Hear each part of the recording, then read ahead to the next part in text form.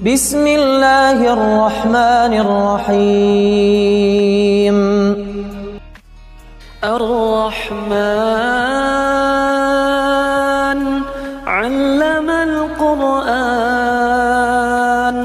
خلق الإنسان علمه البيان.